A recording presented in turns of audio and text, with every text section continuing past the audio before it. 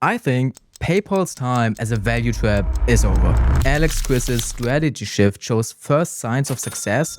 Margins improved significantly. PayPal is buying back shares at the fastest rate ever. And we're at the early innings of an ads empire and agentic commerce. You might be right. And when the B2B restructuring is done and top line growth picks up again, investors might start viewing this as what it is, a cash flowing machine in a fast growing oligopoly. And while investors wait, the aggressive share buybacks increase their stake in the business. And I think it might be PayPal's time now.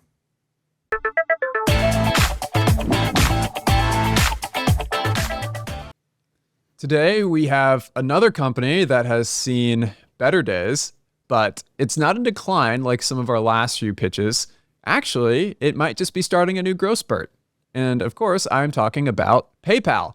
Once one of the most admired fintech companies in the world, it is now a stock that has declined by more than 75% from its peak. But if you look at the headline numbers, they're still very, very impressive. $1.7 trillion in total payment volume, over 430 million active accounts, in more than 26 billion transactions that they've facilitated. However, for as good as that sounds, growth has lagged in recent years. There's no other way to put it. And most investors are now uncertain about the future for PayPal. Is PayPal becoming less relevant by the day, with more competitors emerging and stablecoins entering the debate as well, which we'll touch on later? Or are we witnessing how this still highly profitable company can reinvent itself and how it will undergo a new growth phase altogether? I like that intro, Shawn. I don't know you were so knowledgeable about PayPal. I think it always helps when you give me some pointers right before we hit record, but funny enough, we talked about our experiences with this company, and once again, it differs. It's sort of like that Nike episode we did where just being in the US and Germany, we actually had very different perceptions of the company. Yeah, it's always interesting how differently we interact with some of the products that we're talking about. You being in the US, me being in Germany, and PayPal is a huge company in both of these countries. The US is obviously its largest market overall, but Germany is actually the market with the highest PayPal use worldwide.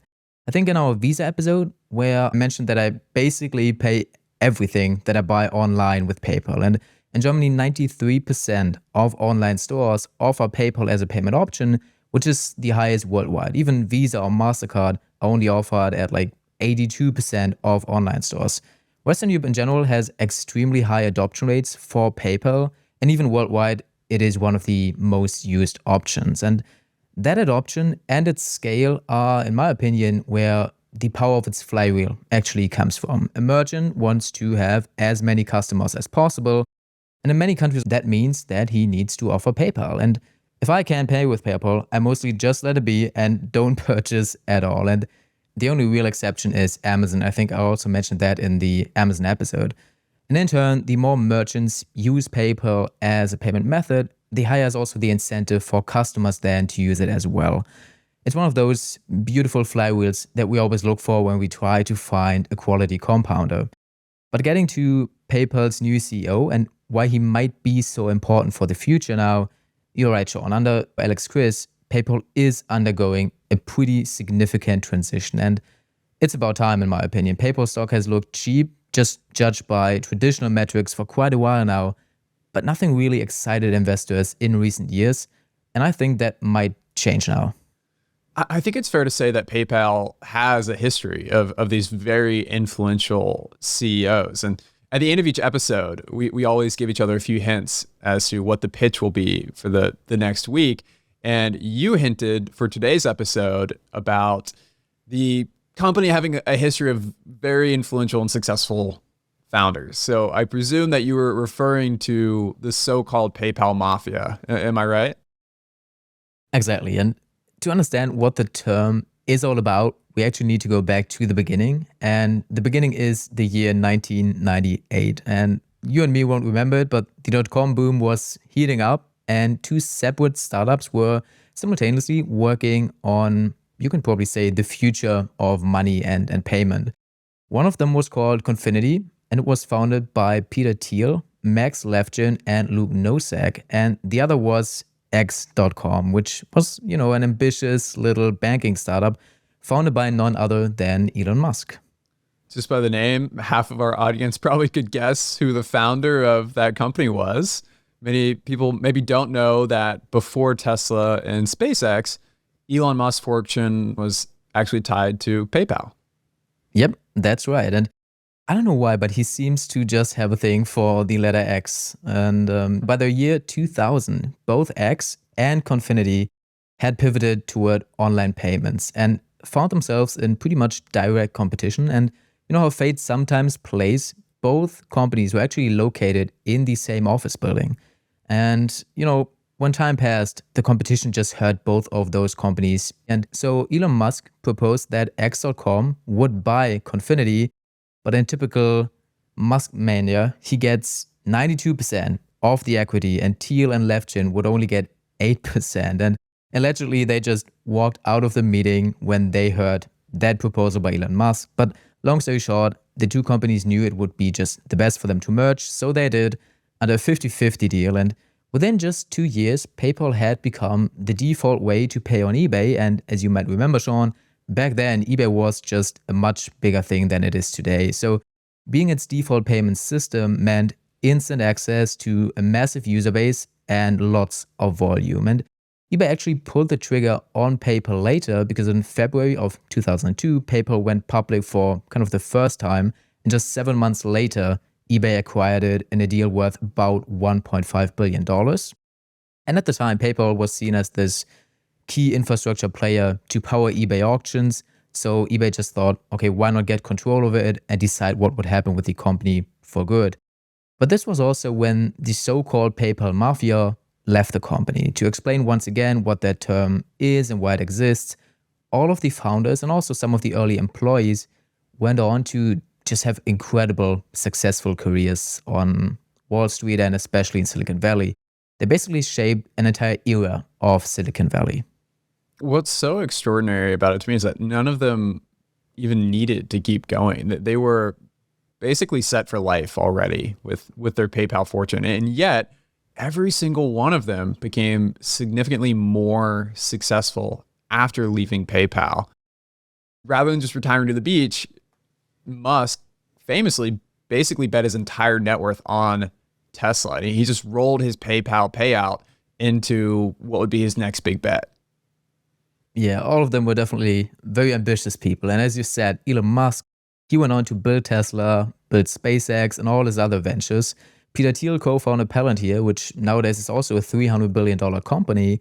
And he was also the first outside investor in Facebook, or what is called today Meta.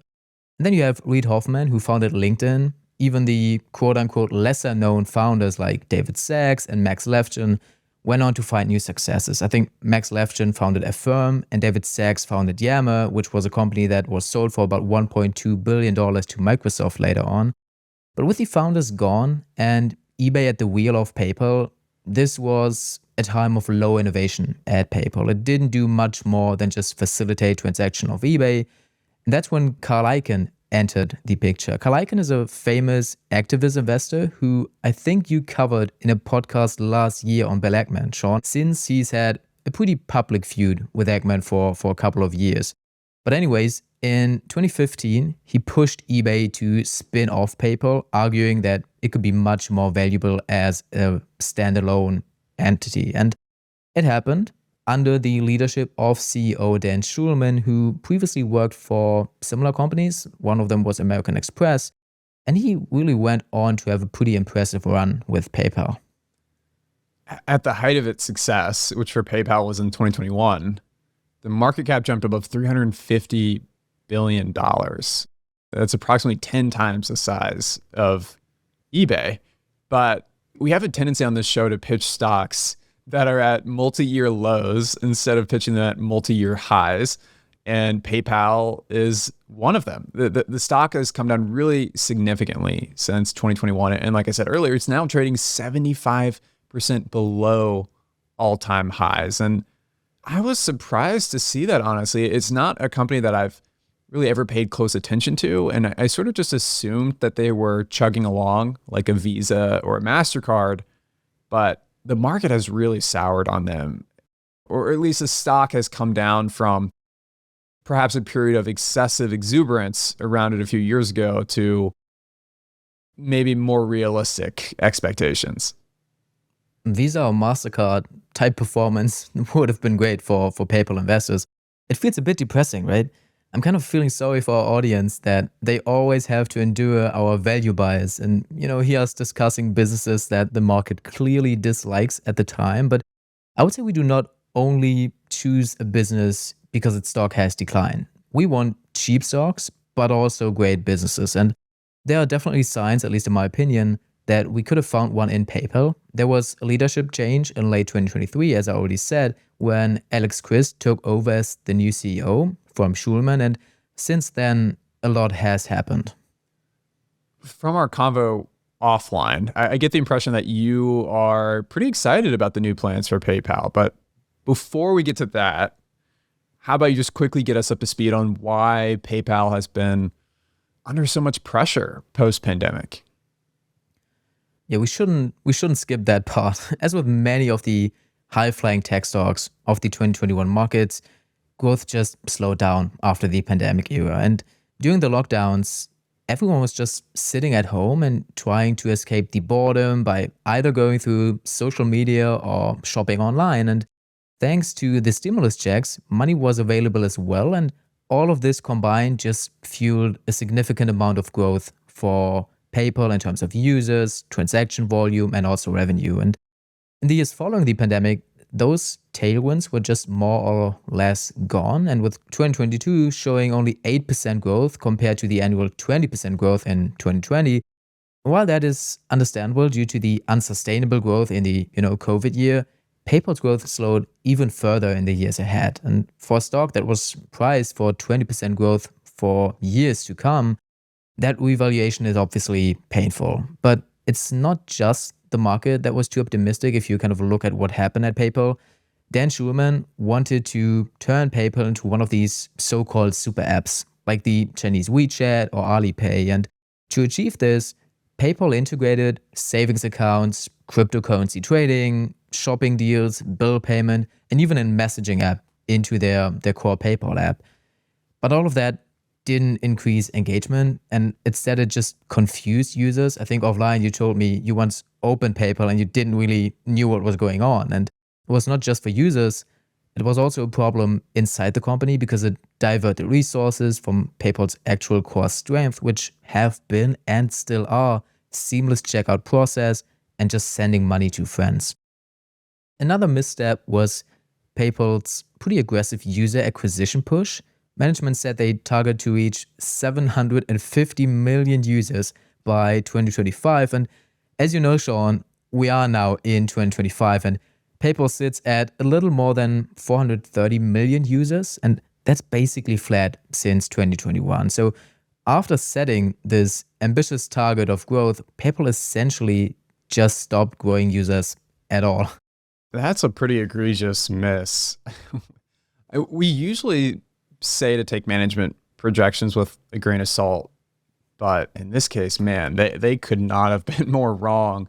Stalling user growth, especially with those kind of big ambitions that they had previously, that is clearly a huge yellow flag. But yeah, it doesn't surprise me, as we alluded to earlier, how differently PayPal is used in the US than in Germany. And I guess the point is moot because PayPal owns Venmo, but I don't really know anyone who uses the PayPal app directly over Venmo. All my friends have used Venmo for years, ever since college. And partly that's just out of habit and network effect, but also because the app is very simple. Whenever I open PayPal, it just feels like there's a lot going on. And I see little reason for me to use it over, say, Venmo. And then when you layer in Cash App, Apple Pay, and Zelle, which is supposed to be a safer way of transferring money, it just feels like the core service of money transferring is somewhat commoditized. I don't have a very good explanation for why I use Venmo over Cash App other than I just simply use Venmo. There is an inertia there, but that doesn't inspire me to believe that there's a very wide moat, but by any means, when I look at this thing as an investor. Yeah, at first glance, I would say that you're right. I wouldn't categorize PayPal as a white mode company or white mode business at all. And they have been somewhat dominant in the last 20 years of their existence. And I think this has to account for something, especially if we look at the numbers. And we lack the time to go deeper into it, but PayPal actually signed a deal just recently to enable payments to student athletes of the Big 10 and the Big 12 colleges. And it's also becoming a preferred option to college tuition. And I just say that because you just said that, you started using Venmo in college and you just stick with it for not necessarily a good reason, but just because you used to using it. And for me, it was kind of the same. I just started using PayPal when I was going to school, I think, back in the day, and I just kept using it. So this deal targets that exact audience. And once a customer is joining the ecosystem, it tends to be quite sticky. But still, it's fair to say that PayPal has been outcompeted in certain areas in recent years. Our boss, Stig, loves to say capitalism is brutal. And PayPal is a perfect example of that. It's been the innovator in the payment space. PayPal did e-commerce checkouts, remittance, and accounts receivables and payables for small businesses before the companies that have now gained market share in recent years were even founded. So it might be a bit too much, but you could say that PayPal experienced somewhat of a first mover disadvantage in some ways. PayPal was early, but because of that, it had a form of legacy infrastructure compared to modern payment providers. Stripe is just easier to integrate for developers, and Adyen offers something more comprehensive for enterprises, and Remitly offers a much better user experience for remittances. And consumers, as you said, they might use Cash App, Apple Pay, and Zelle. And I know all of that doesn't sound too promising, but there are two reasons why I still wanted to look closer into PayPal anyway.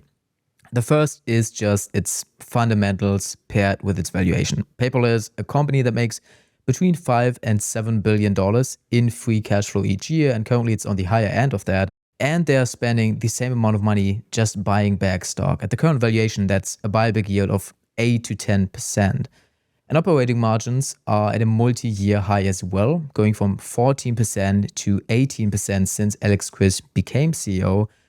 And for all of that, you just have to pay a forward P of 14 and a price to free cash flow of 12. And one of my favorite hunting grounds, and I think you know that, Shawn, for investments is looking for companies that trade at 3 to 5 year lows regarding both their stock price and their own valuation. And if they are simultaneously financially healthy, that's even better. And there are just very few companies that tick these boxes as well as PayPal does. And it has just never generated more money than right now. And it also never traded at lower multiples than right now. I like the way you think about filtering for investments, but it does sound like a screen you would do where you might come up with a lot of value traps. And for anyone who doesn't know that term, a value trap is essentially when you find a stock that looks too cheap, but then you realize the market has actually accurately anticipated some of the negative developments in that company's future, meaning nothing about the investment was as cheap as it looked.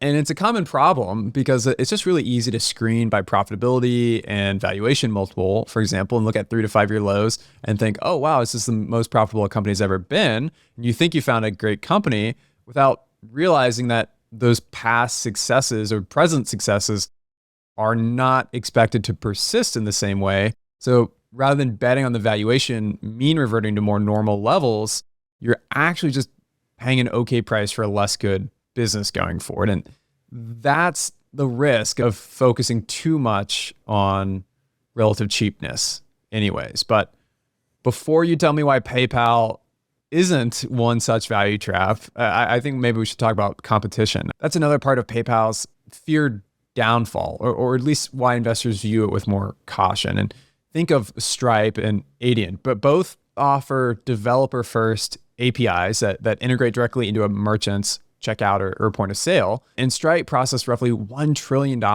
in payment volume last year, which is about 3/4 of PayPal.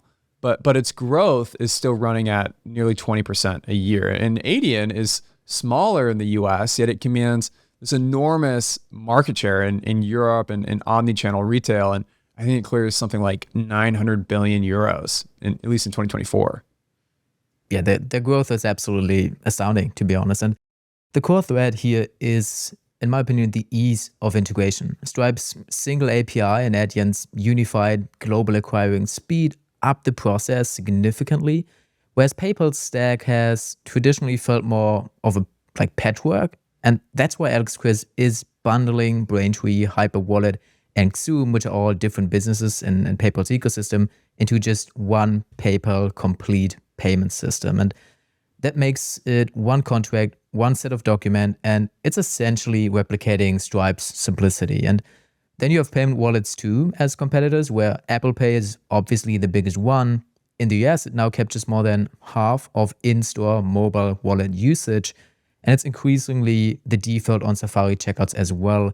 And then you have Google Pay and Samsung Pay basically fighting for the Android side of things, but Apple's hardware lock-in just gives it a huge edge in that market.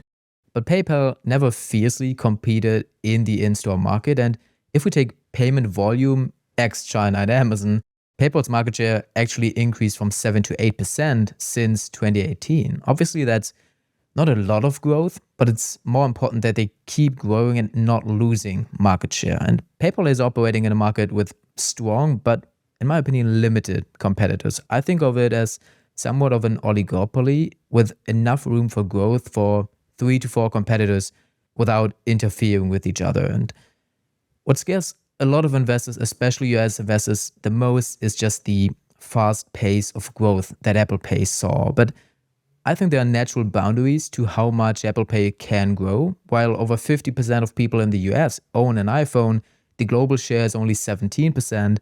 And among iPhone users, adoption has been very quick, resulting in extremely high growth rates early on.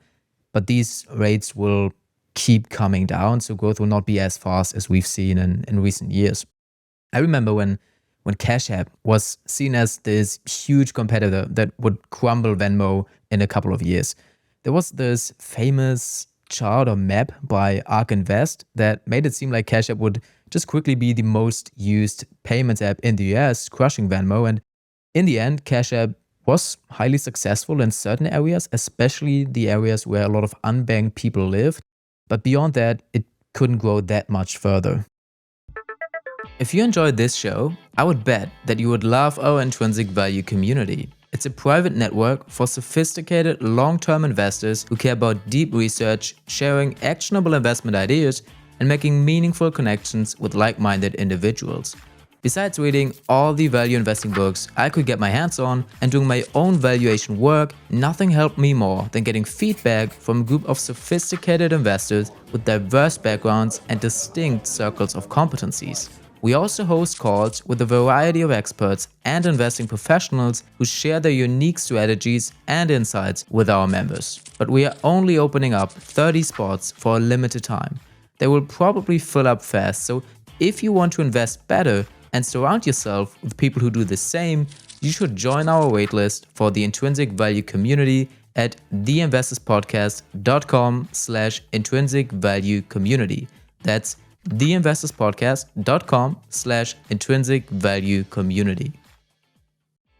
What if every home had a freeze dryer? Sounds crazy? Maybe, but once you see what a Harvest Right freeze dryer can do, I think you'll be wondering how you ever lived without one.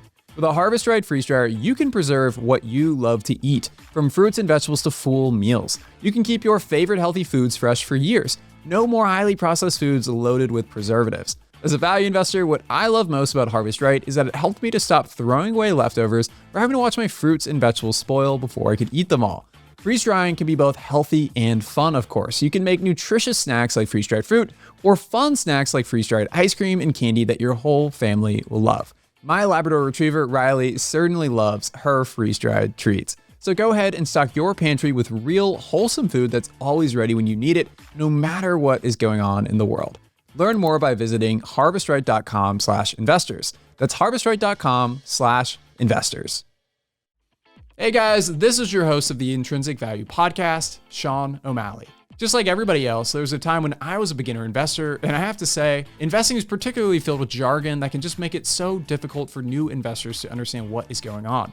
But it's never too late to get smarter about stock investing from the ground up.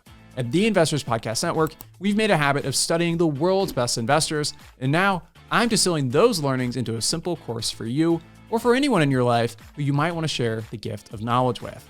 With my How to Get Started with Stocks course, you can master the principles of excellent lifelong investing with valuable insights for both beginners and pros. The course covers 10 different sections, beginning with the basics of what a stock actually is and how the stock markets work, to strategies to optimize your retirement savings, how to pick great companies for the long term, what to look for in ETFs, and how to monitor your investments, plus so much more. To begin getting smarter about investing, just visit theinvestorspodcast.com/get started with stocks. That's theinvestorspodcast.com/get started with stocks. And for a limited time, you can use code STOCKS15 for a 15% discount at checkout. So that was something I mentioned to you offline. And I don't know, it's probably not very politically correct to say, but I've definitely noticed a difference in the socioeconomic status, for whatever reason, among those who use Cash App and Venmo. And in college, I remember having friends at both state schools and private schools, and it felt like everyone at the private schools used Venmo, whereas at least Cash App was relatively more popular at state schools. And I don't know if that sounds a bit elitist, and it was a couple of years ago, but it's one of those impressions that just kind of gets subconsciously seared into your mind. And I just felt like I started to notice that pattern everywhere, and what types of people and what types of places one app was more popular than the other. And obviously it's not a perfect relationship. Plenty of people use either or both apps, irrespective of their economic status. But as you said, it sounds like Cash App is more accessible to folks that are unbanked, which I think has made it more popular in areas that have higher percentages of unbanked residents, which tend to be lower income parts of the country. So with that, just to summarize our conversation up until now, it sounds like you view the competitive landscape, including Stripe and Adyen on the merchant side and Apple or Google Pay on the P2P side, as something like an established oligopoly where these major players will maintain their market share and then can continue to grow payment volume due to these industry tailwinds. And basically, in layman's terms, there's tough competition, but also this is a massive pie, and there's more than enough to go around before PayPal's business is genuinely pressured. Is that fair to say? Yeah, exactly. That's kind of how I would have summarized it myself. But I think what makes PayPal even a bit more attractive than a year or two ago when I first looked at it is Alex Chris's new strategy, which is now implemented and has started to see or gain some traction. And that new strategy is basically about leveraging the advantages that come from PayPal's scale and its diverse business segments, and basically eliminating all these redundancies that have made PayPal so slow in the past. In an interview, he said that he was surprised to see how isolated the teams at PayPal worked when he got there. And here's a short clip that just shows exactly that. And the biggest surprise, back to your question, is just, how even with both sides of the flywheel, when I got here, the teams were really working in silos. There really wasn't a lot of work across the organization to figure out, okay, how do we drive a value proposition for consumers that is also going to drive success for our merchant? I suppose part of the reason has been Dan Schulman's focus on acquisitions. Companies were acquired to drive growth and increase PayPal's top line. And Alex Chris called those empty calories, referring to a growing top line that doesn't really translate to the bottom line at any point. And he replaced almost the entire management team and cut back segments like Braintree, which is why revenues are more or less flat, while margins have significantly improved since then. I can't say I'm familiar with Braintree. Maybe you could explain exactly what that is and just give an overview of some of the other businesses that PayPal runs. It does seem like acquisitions are a big part of the story here for them? So the core is still the branded checkout and the wallet. That's the legacy business where PayPal has a high market share and pretty good margins. And as I mentioned earlier, if a store doesn't offer PayPal as a payment option, I'm immediately out. I'm inclined to just not make a purchase there. And Amazon is, like I said, the only exception. And I think that says a lot about both PayPal's and Amazon's mode, perhaps more about Amazon's mode though. And in case anyone doesn't know how just these transactions work, these transactions are pretty straightforward. You can pay with a balance, a card linked to your PayPal account, or just a linked bank account, for example. And PayPal keeps a low single-digit percentage of every dollar. On almost $500 billion of branded payment volume last year, the branded checkout translate into the single biggest profit pool because a major part of that fee actually survives as a transaction margin, and then you get that as a profit in the end. But branded checkout slowed down in growth. It's now about mid-single digits. So what Alex Chris did is he came up with a new business idea, the guest checkout process called Fastlane, and similar to Stripe's Link. And the first time you use it, you just enter your name, your address, and your card, all of that normal stuff basically. And PayPal then tokenizes everything. And the next time, whether it's the same site or shop or any other Fastlane merchant, you only need to enter your email once and then you're done. No password, no account, no PayPal app. And that's a big shift from Dan Schulman's ambition to drive as many PayPal accounts and new signups as possible. According to PayPal, Fastlane cuts guest checkout time from a minute or more to under 10 seconds, which is not too surprising. There's nothing more annoying, at least in my opinion, than having to fill out these long guest checkout pages. In early pilots, conversion rates jumped 50% and 25% of Fastlane shoppers were brand new to PayPal, while another half were inactive users. So the product is pulling new high margin volume back into branded checkout. Fastlane to me, I mean, it sounds like a great product, but also it sounds very, very similar, if not exactly the same as my experiences with Link, which is by Stripe.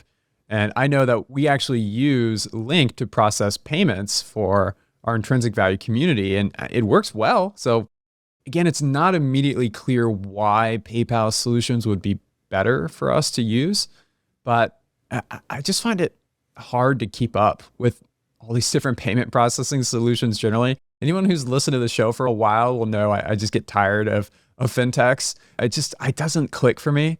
But that said, I definitely see why these universal guest checkout services are so valuable, because it is a real convenience and time saver. And as a consumer, I would love to see a network effect like this become dominant where, I don't know, whether it's PayPal or whether it's Stripe, everywhere you go online across the internet to check out, they have it set up so that has your details remembered and you don't have to auto-populate every guest checkout. And it doesn't sound like any player, whether that be PayPal with Fastlane or Stripe and Link, have truly ubiquitous market share, despite the idea itself being very useful and compelling at a consumer level.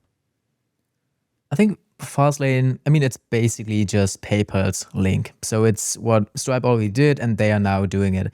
I couldn't see any major differences as well, but businesses will simply choose what they are already using. If it's a PayPal business, they will use Fastlane. If they have Stripe already, they will use Link. Again, that's not really a competitive advantage, but there can be only so many players in the market. And it's not like they steal each other's market share a lot. So in Fastlane's case, it's not yet rolled out on a larger scale, so that's why the market share is not really big. And in the latest earnings update, that was quite weird. It was only mentioned once, although this was supposed to be one of the new sales and profit drivers.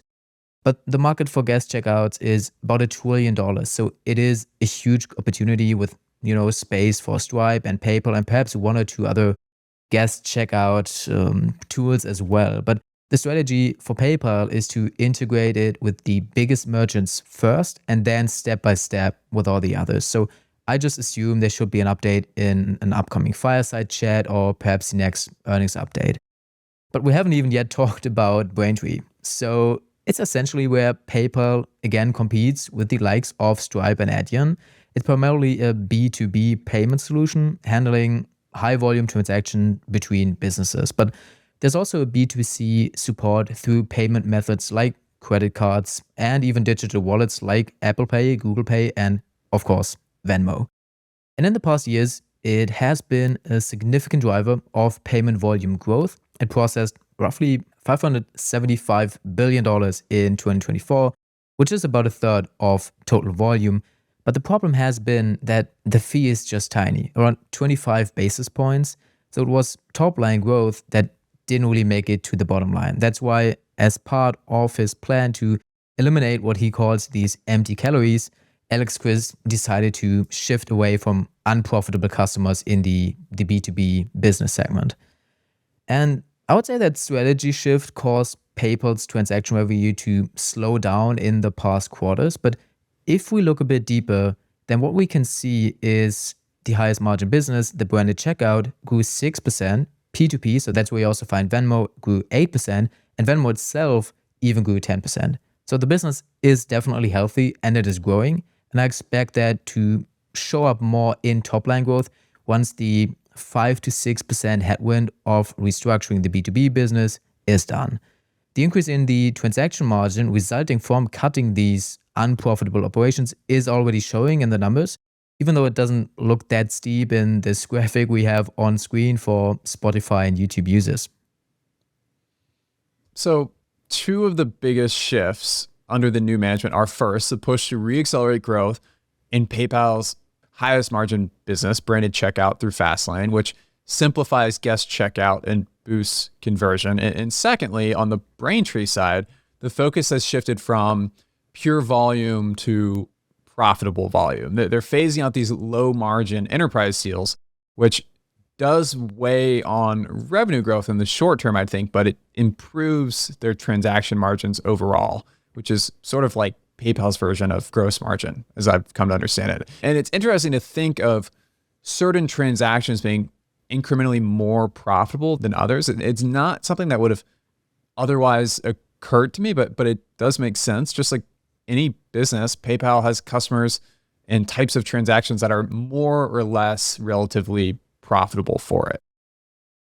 Yeah, especially if you have contracts with certain big merchants that might have better conditions than others, and that makes the business for PayPal a bit less profitable than, with some of the other merchants. And to me, the 2 points that you mentioned, they are just kind of turning around the business that has simply been kind of mismanaged in the years before Alex Chriss. And there are a number of additional growth opportunities that PayPal is now going after. And I think those are sort of a call option. Fastlane and restructuring the B2B segment will be what turns PayPal's business into a more profitable company, but it's also on its way to return to double-digit growth in a year or two. Of course, also benefiting from just the fast-growing digital payments market in general. I think the e-commerce payment market is expected to grow by 14% CAGR, and digital wallets like Venmo even faster. And there's a quote somewhere in the back of my head that goes something like, you would rather want to be wrong on a company in a growing industry than in a declining industry. And unfortunately, I don't remember who said it, but I think there's truth to that. PayPal was mismanaged for many years, but the tailwind of the overall growing industry combined with PayPal's size still enabled this company to remain highly profitable and avoid declining or losing share in its most important segments. And with the strategy shift now, there's a lot of optionality coming from these new ventures like ads or agentic e-commerce. When you think about the gold mine of data that PayPal is sitting on, it's almost a shame they didn't monetize this in any way earlier. Imagine the payment data of over 400 million people. And to give you, Shawn, and the listeners an idea of what PayPal knows, there was even an article last year in the Wall Street Journal titled, "It has your money and your pant size." It might sound a bit dramatic, but I think it's accurate. PayPal knows where you buy, how much you spend, and also the size you prefer when you buy Nike shoes versus the size you need if you buy On shoes, for example. And they also know all those infos on t-shirts, jackets, and all the other items that you and me buy. It also knows your favorite colors and at what times you like to buy, which is also a pretty interesting insight. Very powerful data overall, but one of the most powerful data points, at least in my opinion, might be that they know what you do. As you know, Shawn, I have now finally booked my summer vacation, and my friends sent me the money for their share over PayPal. So PayPal knows where I will be and what I will be doing. Imagine how valuable that is for advertisers. The idea for PayPal or Venmo for Americans and specifically you is that they will now include ads after you get sent money. So they know I will be in the Dominican Republic. Now, what will I need? Maybe a new linen shirt in beige, size M from my favorite brand, because PayPal knows I bought my last linen shirt about 2 years ago. Perhaps also a snorkel, because they know I don't have one, and we have booked trips to different islands famous for diving. And while I'm shopping anyway, I could also buy these cool new discounted swimming trunks that they just showed me in another ad. All of that highly targeted in the perfect moment right in the app. Boy, that is powerful. I feel like advertising businesses is kind of a core theme on this show now. With Airbnb, I talked a lot about how they could roll out an ad business, which they haven't done yet, surprisingly, where hosts could essentially pay to have their properties promoted in certain types of vacation searches.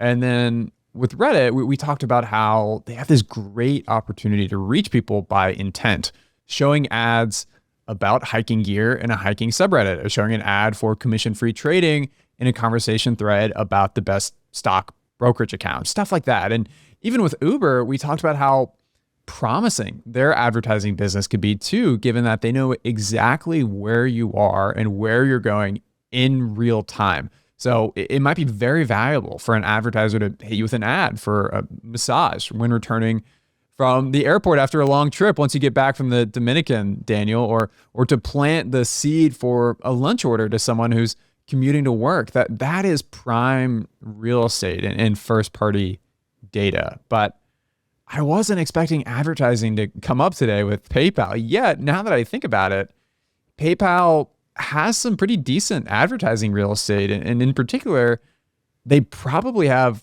the best set of consumer data for advertisers of really maybe any company we've looked at besides perhaps Alphabet and Amazon. But I'm not sure their data is that much better. It's just that they have a lot more real estate to monetize, if that makes sense. Every Google search is a billboard for an ad, whereas PayPal was sort of confined to their own apps and specifically when people are using those apps to show ads. So, showing an ad on Venmo, the app. But to me, that is the difference between having great real estate or great data or both. But either way, I think there's a lot of room for them to grow the ads business, which tends to be a higher margin and thus could increase the percentage of every dollar of sales that converts to the bottom line. I knew that I could probably get you with the ad business, and there are many ways for PayPal to show ads. One option is the before the sale ads. Those are ads that PayPal thinks you will be interested in, and the merchants actually don't have to pay for these. PayPal only takes a cut when a sale actually occurs. And then you have the after the sale ads, which are based on smart receipts. So when I buy a new Louis Vuitton shirt, which was just a sneak way to plug one of our latest episodes here about LVMH, then I will get a recommendation for, I don't know, let's say a jacket that fits well to the outfit. Now, I thought the smart receipt might be the least powerful of these advertising tools, but surprisingly, over 40% of PayPal users open their receipts. So millions will see those ads at a time when they're in shopping mode anyway. And since you mentioned it, this advertising business reminds me a lot of the chance Uber saw and took. And that's a similarity not only to Uber, but also to Amazon. There's one person who was instrumental to building Amazon's and Uber's advertising business, and that person is Dr. Mark Greta. After Amazon, Uber brought him on board, and now he's at PayPal building their ads business. Okay, so that is very interesting. Not only do they have really powerful data, but the advertising real estate they can access is actually more compelling than I would have thought just a moment ago. It obviously sounds like it's more than just the ads on the side of the Venmo app that show when transferring money. That was sort of what I was initially imagining. I've actually never otherwise heard of these smart receipts, but I do think the idea makes perfect sense. And now I'm kind of thinking I can't imagine why every receipt doesn't have some sort of ad embedded into it. It seems like really prime real estate that has been kind of forsaken. It's a surprise generally how PayPal didn't come up with this idea before Alex Chris and basically him just implementing a ton of new businesses. And PayPal has this unique ability to leverage its huge user base and build something like an integrated storefront as well. That's the third way to monetize ads and a service they literally dropped just a couple of weeks ago. Mark Ritter said about this, quote, shopping is no longer something consumers do, it's something that comes to them. The storefront ads can be on any website on the open web, but instead of just showcasing the product and trying to lure you over to the website, there are buy now opportunities. So by using Buy with PayPal, you can buy the product without ever leaving the website that you're currently on.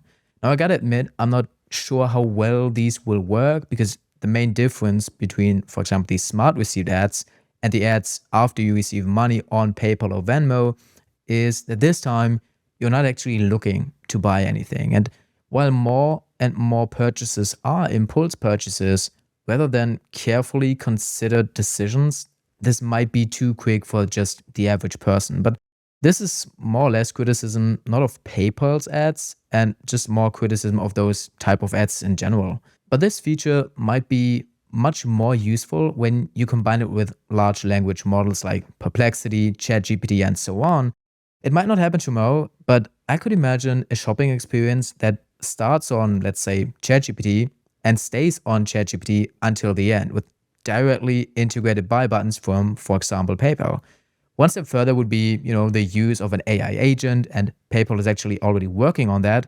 So instead of just starting and ending your shopping experience on ChatGPT, imagine it's not you who shops in the first place, or to say with my vacation booking example, I could get my AI agent compare flights, book the tickets, and pay without me ever needing to open a browser because my PayPal wallet is embedded in the autonomous agent.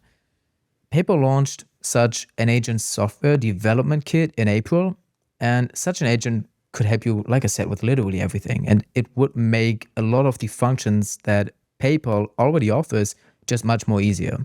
One of my favorite examples is subscription control. I don't know about you, Shawn, but I constantly forget to cancel my subscriptions. So now PayPal offers this great service to manage subscriptions very easily and directly in the app. That could be even easier if it's just an agent doing it for you. I know all of this sounds a bit scary and also far away, and I'm the first person who is really cautious with any payment details online, but I think this will become a reality much faster than most people are perhaps imagining right now.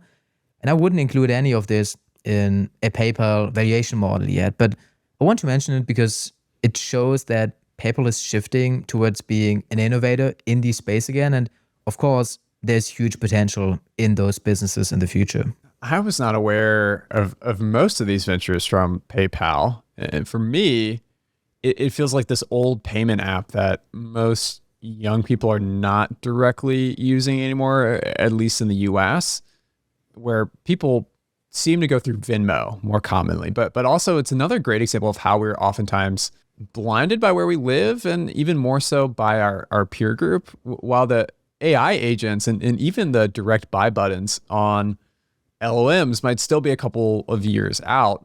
I know that advertising is something that always gets me excited. So I just have to ask, when do you expect that to become a more significant part of PayPal's business? And maybe more generally, how is this turnaround showing up in the numbers right now? You already mentioned that they've increased their operating margins while revenue has slowed. Are there any more details you can share about that? I noticed that their operating margin hit a peak at over 18% over the last 12 months, which is the highest in more than a decade for them.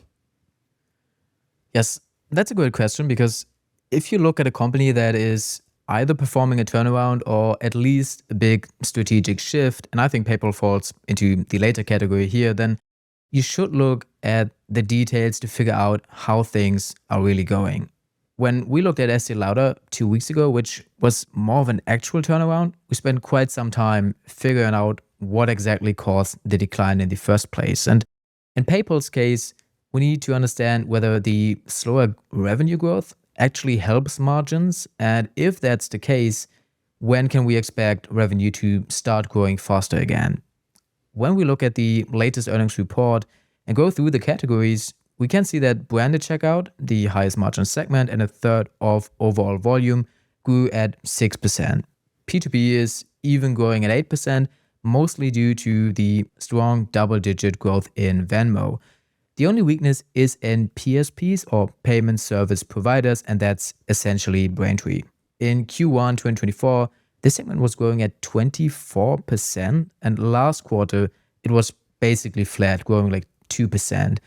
In return, though, PayPal's transaction margin grew 7% year on year, and that is, in fact, driven by the decrease in transaction expense because of the improved merchant and product mix. That's a complicated way of saying, yes, cutting down on unprofitable or low margin PSP business is the reason for improved margins. And just two last details for, the people who want to go really deep. First, the transaction margin, dollar X interest on customer balances. So the absolute dollars earned without including interest earned on your and mine PayPal balances, also grew 7%. So that's a good sign, since interest rates are at least expected to go down in the future, and this shows that it wouldn't hurt PayPal's profitability, at least structurally. And second, while the transactions per active account declined 1%, which doesn't sound good at all, if you exclude Braintree transactions, growth was actually 4%. That's another kind of interesting angle to linger on, which is how much interest they generate from the float on custodying client funds. I know Venmo, for example, I don't think it pays any interest on the money you keep in that account, yet you can keep your cash there. So presumably PayPal earns that interest themselves as an intermediary.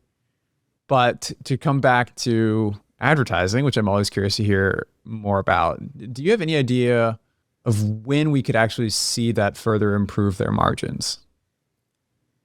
I would expect this to still take some time. The ads business was just started at the end of last year, and that only meant a slow rollout in the beginning, only in the US and only on-site ads. And in April of this year, they also started the off-site ads. So those are the ones that the merchants have to pay for immediately, and not only when a purchase happens. And you can see all of them over the open web. So I would expect this to be gaining traction now. However, I don't think it will be meaningfully impacting the financials in this fiscal year. Maybe in Q4 though, when the most important part of the year for most merchants starts, but I wouldn't bet on it personally. So it looks like the strategy is already starting to show the first signs of success. I think it was not only a new CEO and ad expert who joined PayPal, but also pretty much an entirely new leadership team. Is that right? When Alex Chris walked in from Intuit, he replaced pretty much the entire management team within 6 months. Since much of the PayPal thesis is based on a strategy shift and the new management, I also wanted to spend some time getting a feel for the management team and their incentive structure even more so. I think it's safe to say that the management incentives align with what is publicly communicated as PayPal's strategy. Every member of the team is measured on two main metrics, and that's transaction margin dollars and free cash flow per share. And the new CFO, for example, is Jamie Miller, and she worked at GE and IBM prior, and her job is basically to keep operating costs low and improve revenue to free cash flow conversion. A significant part of her pay is PayPal options, which she can only get in 2027, and they depend on whether PayPal's total shareholder return beats the S&P 500 over those 3 years. And if the stock is down on an absolute basis, the award is capped. The same goes for the rest of the management team as well. So they are incentivized to stay for at least 3 years and outperform the index, which I would say is great for investors. Yeah, I'm glad to hear that too. In so many cases, we see incentive structures where management is incentivized to simply grow earnings or hit certain stock price targets without really much appreciation for how that might implicitly encourage them to manipulate the earnings that they report just to meet quarterly targets that unlock more compensation for them, or to temporarily push the stock to a certain price with, I don't know, really aggressive buybacks without really any care for what's best for longer term returns. And in this case, by comparing against the total shareholder return for the S&P 500, you remove some of those perverse incentives that can arise from targets that might otherwise sound noble, but like I said, can actually come with baggage. It's hard to outperform the S&P 500 index of, some of the 500 best companies in the world over a multi-year period without genuinely being operationally excellent and thinking about what's best for the company's earnings power and also shareholder returns at large over time. And as shareholders, of course, that's exactly what we want management to be thinking about. So that is great to hear. But there is one more topic that I think we haven't talked about, which could be both an opportunity and a risk, depending on how you see it. I guess you are talking about the stablecoin topic, right? It's the elephant in the room. It is. Visa, MasterCard, PayPal, all of them traded lower recently on reports that stablecoins could disrupt their business model. However, it does seem like the stocks have since recovered, and there is reason to think that stablecoins could actually present opportunities for these businesses. First and foremost, I gotta admit, I'm far away from, being an expert on stablecoins, but one reason why the payments industry is watching stablecoins so closely is that, in theory, they let you completely bypass the traditional card networks. A merchant who accepts USDC or PayPal's own stablecoin, PayPal USD, directly into a self-custody wallet pays a network fee measured in fractions of a cent instead of the roughly 2% they currently hand over to Visa or MasterCard. And we talked about in detail how that process is going on our Visa episode. Settlement is instant, there are no chargeback rules, and forex spreads collapse when the buyer and seller just use the same dollar-backed token. And that is the existential threat the card schemes have to face. Could the same thing disrupt PayPal? Yes and no. Yes, because 70+% of PayPal's branded checkout volume ultimately goes through a Visa or a MasterCard. If a critical mass of merchants would so decide to use stablecoins instead of credit cards, the 1.8% branded take rate gets squeezed. But for stablecoins to gain momentum in consumer payments, there have to be at least 3 parties adopting them. First, obviously, the merchant who would issue it, let's say Amazon in this case. For them, the value is pretty clear because they save a lot of money on fees.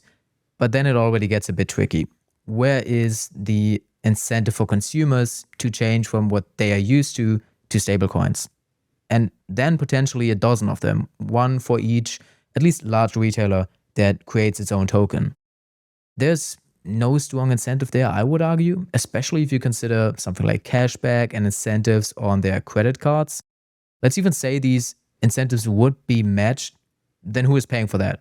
It would have to be the merchants selling on Amazon, but why should they pay for it? In the end, I see how Amazon would profit, but they seem to be the only party that has a clear benefit to implement them. Now, perhaps Amazon even has the market power to do that, but the other 99% of retailers still couldn't. And Amazon is already not offering PayPal or Venmo, for that matter, as a payment option.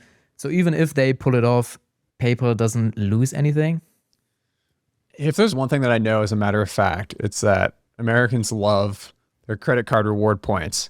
So anything that takes that away, they're not going to be happy about. But it just feels like this big game that merchants and banks and card networks are all in on. It feels like. I guess you couldn't necessarily have a stablecoin based credit card, but what I could imagine is that merchants try to push for online checkouts with their own tokens. So I don't know, the Walmart stablecoin, and instead of getting cash back on a credit card, you get some kind of reward points that Walmart allocates to you with the fees they say from not having to pay merchant fees to issuer banks and Visa. And it's hard to say how popular that would be and if it could really rival maybe credit card points. But the idea is that major retailers use the rise of stablecoins as a way to cut out payments middlemen and recycle the rewards from that back to users, incentivizing more spending at said merchant and also usage of their stablecoin. And I know you already mentioned the PYUSD token, which is PayPal's own stablecoin. What role does that play? Could it be an option for PayPal to generate a good amount of money? How is adoption? Anything like that you want to speak to? And just the question that's going through my mind is it most likely that we'll be using a PayPal stablecoin, or is it going to be a Walmart and Amazon stablecoin, or none of the above? Yeah, that's the big question to ask. And in this case, PayPal was actually quite early with it. It was one of the few innovations that happened under Dan Schulman. The problem is that the coin didn't really gain traction. The entire stablecoin market right now is worth about $230 billion. Tether is responsible for roughly 2/3 of the entire outstanding market and supply. And the currently hyped Circle stablecoin has a little over a quarter of the market as well. And every other coin just fights for the remaining outstanding supply. PayPal's coin is only 0.29% of the market. So that's less than $1 billion in volume. So it's basically nothing you could even talk about. To be fair though, the vast majority of stablecoins right now, about 90%, are currently used for crypto trading, not everyday commerce. And when stablecoins become more widely used for sending money to friends or paying a merchant, then we will actually see whether PayPal's stablecoin can start gaining some traction and, get some volume going. Is it even a profitable business for payment providers? You mentioned the fees that Visa, MasterCard, and PayPal earn with transactions. And if those fees are going down, so will the profits of these companies, right? Couldn't that be a more serious drag on margins, even if their own stablecoins are getting used at scale? I guess the benefit with stablecoins too, though, is that there's no interest paid on them. So maybe the float where they get to keep some of that interest all for themselves offsets the lower transaction fees? That was exactly my first thought as well. And I guess the short answer is that some of those higher fees will go down, and that probably hurts Visa and MasterCard more than it hurts PayPal. And in my Visa episode, I actually walked through those transactions and how they work. And as you could see, the highest fees are earned by the banks. The only high fee that will come under threat for PayPal would actually be cross-border fees. Those are very high, and that's one of the few cases where stablecoins are actually quite big already and can become a much more consumer-friendly and cheaper alternative. But let's quickly walk how I think PayPal could make money with its stablecoin. So I think there are 3 ways. The first one would be, as you mentioned, the float yield, which whenever someone exchanges their US dollar for a PayPal token, that dollar can be invested in T-bills, earning around 4% today, perhaps in the future rates lower than that. If you compare that to the fees that they might lose, that's significantly higher profit for PayPal. The second way to monetize it is taking a conversion spread whenever someone moves in or out of PayPal USD, just as it does on foreign exchange or crypto trades, for example. And then third, the good old transaction fee. If, let's say, a Mexican freelancer gets paid in PayPal stablecoin via Hyperwallet and immediately converts it to pesos, PayPal can charge a low single basis point settlement fee and still be the cost of card networks or SWIFT.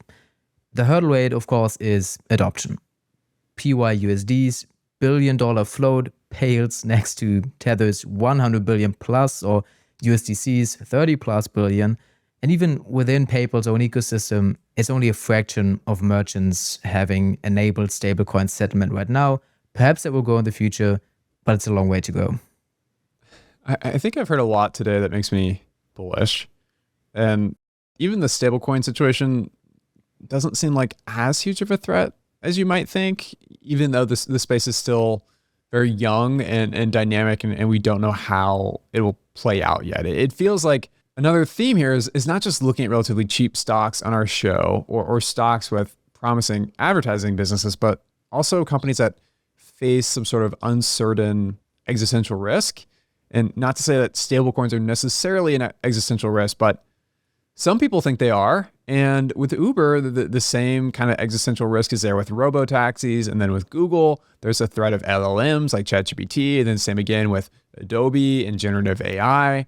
So like half our portfolio has some major long-term question mark lingering over what is otherwise an incredible business, giving us what we think is an attractive entry valuation. And the same seems to be here, maybe to a lesser extent with PayPal, which does seem to be very, very reasonably valued. But before we get into the valuation, I do want to ask you just what are the other bear arguments here that you see? What are the bear cases? The most obvious one to me is that PayPal remains this value trap that we've talked about as it has been for the last couple of years. But then again, when I look at the stability of their free cash flow and their buybacks, at some point, this should be reflected in the stock price. Earnings per share growth is what drives returns in the long run. We both know that. And it's interesting to me that earnings per share have compounded at more than twice the rate that the stock has over the last decade. That gap will not sustain forever. The stock will follow the earnings. That's just reality. So the question I'm asking is there anything else we should be aware of that might hinder their ability to continue to grow earnings in the same way in the future? Just briefly, I think that last sentence of you was basically the bull case for PayPal, just in one sentence. And that's everything you need to know. But yes, there are some bear cases that might be worth mentioning. And the first one would be commoditization, which is kind of what we have talked about here and there in this episode as well. PayPal's take rate has been declining quite a lot in recent years. In 2020, it was 2.1%. In 2024, it was only 1.7%. So that's a pretty sharp decline. Now, a second possible bear argument is competition, something that we also discussed, and that's the biggest risk for PayPal. As I mentioned, I view this market as an oligopoly, and the market share data confirms that PayPal maintains its market share in at least the most important segments, but still competitors like Adyen are going faster, and if Fastlane is not successful, perhaps we will see PayPal lose branded checkout market share at some point. All right, so how about we get to the most important part of the episode then, the valuation. PayPal still generates a substantial amount of cash, roughly $6 billion a year, and management is allocating that to a fairly aggressive share buyback program. And Alex Chris has trimmed down top line growth a bit and is pushing new businesses like Fastlane, ads, and AI agents. So my question for you is what do you make of all that, and how do you think about that in a valuation? So the first thing I wanted to figure out is what are the most important metrics for PayPal, which is something we do for every company that we research. And I actually spoke with an investor who previously worked at PayPal and who covers the company's earnings reports every now and then still, and is also invested in the company. And I linked to one of his articles in the show notes, so if you want to check that out, you can simply find that. And he said that he wouldn't focus too much on metrics like user or account growth. That's interesting because intuitively, that's one of the first metrics you would look at. And Wall Street is doing the same. And even Dan Schumann, back then thought, okay, user growth is the most important. And that was kind of where his strategy was going. But the idea behind this is that PayPal is a mostly mature company when it comes to pure user growth. I think they figured that out themselves now. And of course, it can still grow a bit, but we talked about the geographical and the socioeconomic factors. PayPal is already the most used payment app in the world, excluding China. With all these new initiatives, it doesn't need much more pure user growth to grow the top line and especially the bottom line. You've researched AutoZone a while back, and that's one of these Uber share cannibals. And PayPal, in my opinion, has a chance to kind of do the same while growing even a bit faster with its current venture. So perhaps you could talk a bit about that. AutoZone is one of my favorite stories to talk about. Yeah, because you just never expect that it would be one of the best stocks to have owned over the last 2 decades. This is a company with a very boring auto parts sales business. After all, it is not a high-flying software giant. Yet, they've run this simple playbook centered around really disciplined, profitable growth and just aggressive share repurchases, putting almost all their excess cash to work directly compounding earnings per share, not necessarily by growing earnings, which they have, but also by reducing the amount of shares outstanding in the denominator of that earnings per share calculation. And It took a couple years until I think the market really was able to react and understand what AutoZone was doing. But 3 to 4 years of 5 to 6% buybacks really drove the stock to explode.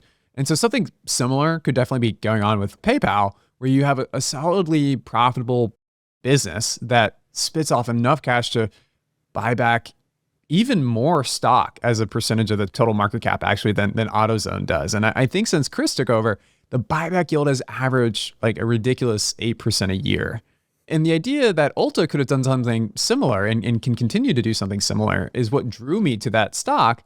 But PayPal is doing buybacks on almost another level. Like they're way more aggressive with what they're doing, which just speeds up the earnings per share compounding. Yeah, that's one of the most fascinating things about the PayPal opportunity in general. And instead of focusing on user growth or even revenue growth in general, the main idea of modeling PayPal is to see where the margin goes, how much free cash flow they can actually generate, and then assess the impact of those share buybacks. The inputs I focused on were the segments that make up total payment volume, so branded checkout, unbranded one, aka Braintree, and then the P2P part of the business. And from there, the total payment volume, we get to the transaction margin dollars. That's the total revenue less transaction expense and transaction and credit losses. So it's similar like gross margin, basically. Then we get to the operating income and later on free cash flow. And in PayPal's case, you don't really need much growth at all. I assume a single-digit percentage growth in all segments on the higher end for P2P, mid-single digits for branded checkout, and low single digits for the unbranded checkout. Revenue and transaction margin would then only grow at a CAGR of about 4%. And when I assume a 40% conversion from transaction margin to operating income, which is in line with the historical data since Chris took over, then operating income would grow about 4 to 5%, slightly more than free cash flow. However, now we get to the buybacks, and that's where it gets really interesting. Currently, PayPal is buying back stock at a mind-boggling yield of about 9%. This will not be sustainable as it's already 100% off free cash flow, and should the stock price rise in the years to come, the yield has to decline naturally. And I expect PayPal to keep a share count decline rate of about 4%, assuming buybacks at a price to free cash flow of 14 to 15. And this would result in about 60% of free cash flow. And in my model, I also created a table, I think similar to what you did in your Ulta model, in which you can use to test out different decline rates. At a 5% rate, for example, PayPal would need to spend about 80% of free cash flow going forward. Still realistic if you ask me, and also what Alex Chris is communicating. And if you would then just give it an exit multiple like we always do, and this time price to free cash flow multiple of 15, and an additional margin of safety of 10%, this leaves us with an estimated fair value of about $97. If you would use a 4% decline rate, the fair value would be somewhere around $92.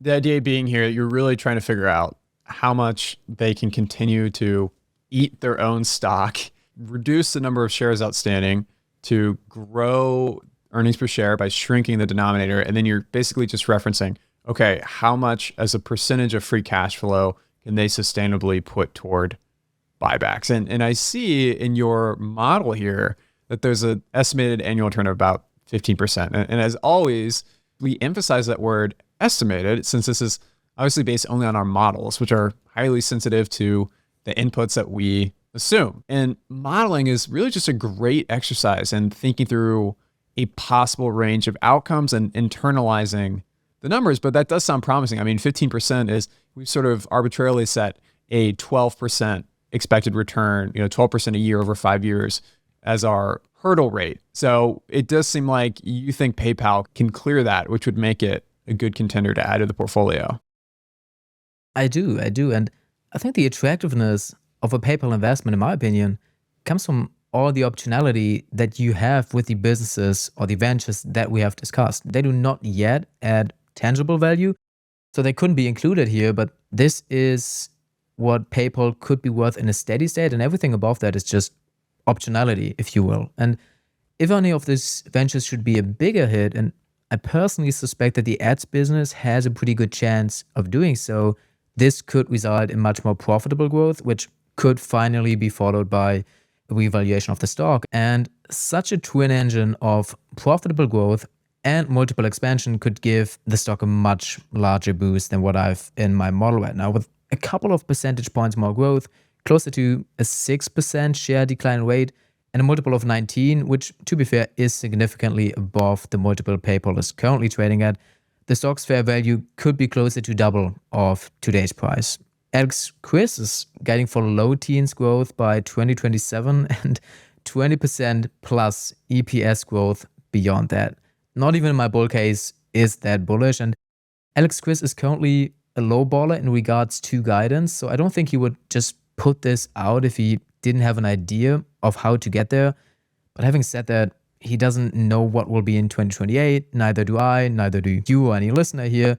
But what it does tell me is that the buybacks would probably remain a vital part of the strategy, and I just like to hear that. That plus seeing the high predictability of PayPal's business makes me quite bullish and also willing to wait until the market sees the same potential that I see.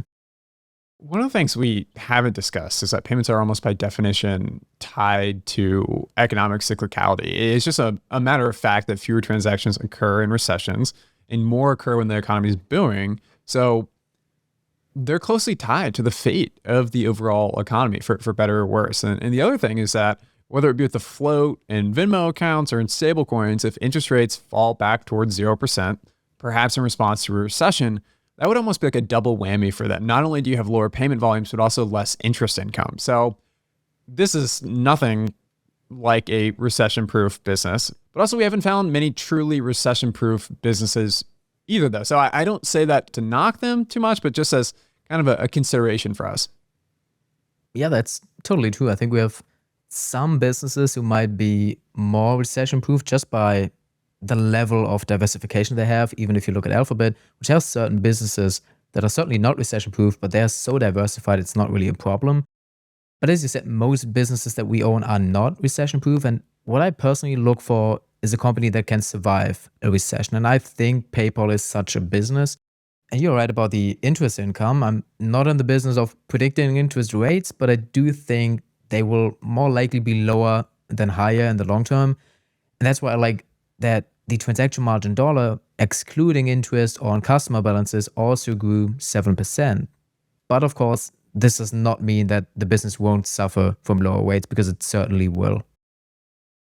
Maybe this makes me a poor investor, but I come back to gut feeling a lot, which I think is really just a sense of pattern recognition that can develop over time. And for me, I can't intuitively grasp why their service is better than competitors, or why the take rate on payments won't just decline to essentially 0% over time, as we saw with brokerage businesses, right? Schwab got disrupted by Robinhood, and commission trading in the US at least went from $10, $20 a trade to essentially free.